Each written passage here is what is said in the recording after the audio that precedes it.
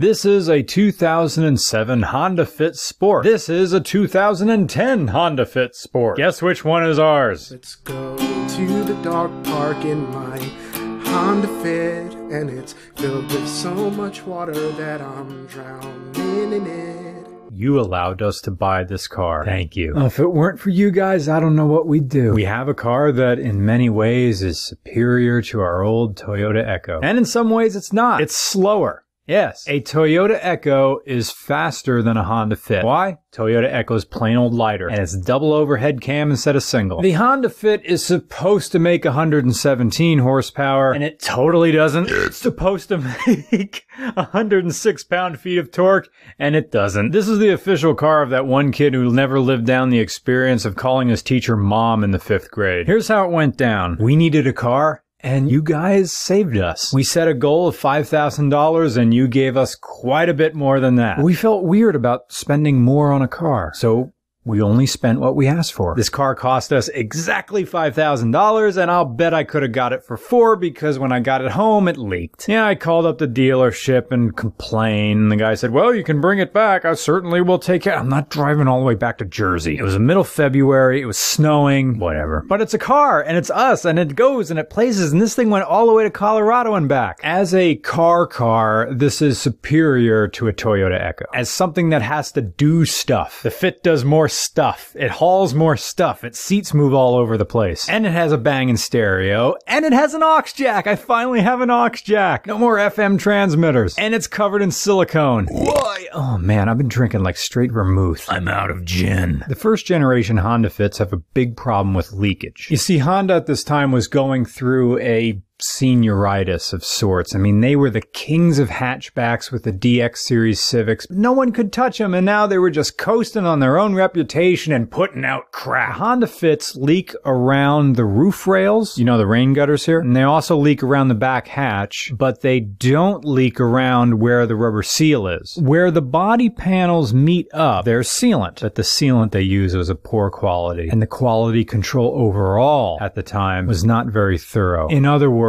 there were cars leaving the factory that should have gone back for reconditioning, and they didn't. So some of them leaked. So you have to seal them up yourself. I started by doing a really good job, and then it still leaked. So I put a little more silicone on, and it still leaked. And then I just went, you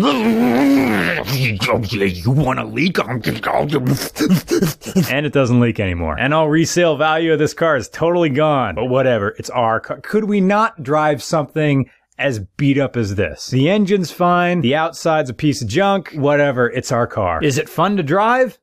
Nope. It has torsion bar suspension in the rear, sleepy steering in the front, and an engine that pretends to be a VTEC but isn't. Whatever, man. It's a car. And this thing went all the way to Colorado and back, no problem. It's got 110,000 miles on it, and we're just gonna rack those miles up. Let's see how far this car can go. Think of it like this. A Honda Fit is like a Yaris, which is like a Fiesta, which is like a Dodge Caliper, and suddenly this is the one big guy walks into a bar joke. The Fit isn't a bad car per se. It's just more of an easygoing, non-committal vehicle. Just like our Echo, no one really plans on owning a Fit for 10 years. Pretty much from the moment you get it, you start saving up to replace it. And you start mentally envisioning all the cars that you're gonna get for a trade-in. Oh man, I want a Fiesta ST so bad. The Fit is that old friend from high school that you can only see once every 5 years. But when you meet him, it's like nothing has changed. He walks up and says, hey, you want to play the game? Ah, you just lost. So you go for a drink just to, just for appearances.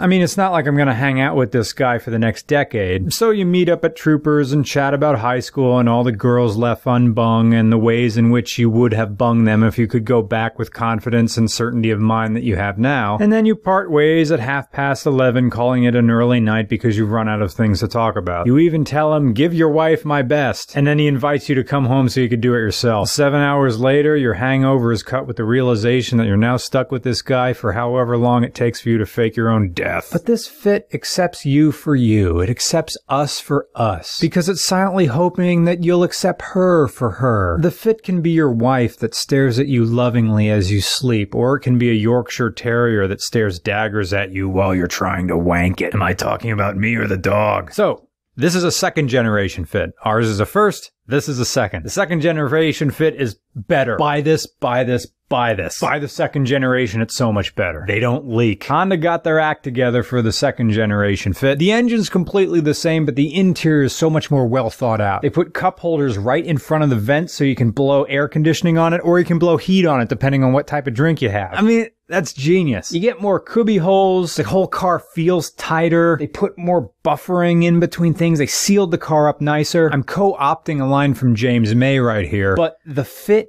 is what the Civic was. The Civic used to be a small car, but now it's huge, big, and it's a family car now. It's a mid-size car. The Fit has taken its place. There is a bolt-on supercharger kit that you can get from Australia. I think it's 8 PSI. Gonna run you around $3,000, and I think you have to run 91 after that. So should you buy a Fit though? If you're like, I need a new car, should I get this? Take a good long look at the Yaris 5-door. It's gonna be a tough call. And the third generation Fit's coming up too. And that one's supposed to have direct injection. The one downside with Honda is that they always are trying to go upmarket. They never have Toyota's brass balls to just make a cheap car. And until they do that, they're paving the way for Hyundai to corner the market on cheap cars. But this first gen black Honda Fit Sport, and all the Sport gets you is fog lights and this weird sort of body kit that comes from the factory, this ground effects thing. Makes it look faster, but all it does is make it scrape on speed bumps. It's great. It does nothing. Although the fog lights do work pretty well. This is our car for the foreseeable future. Thank you again for helping Regular Car Reviews. I hope you can see Silicone Sally here in person sometime. Silicone Sally is great,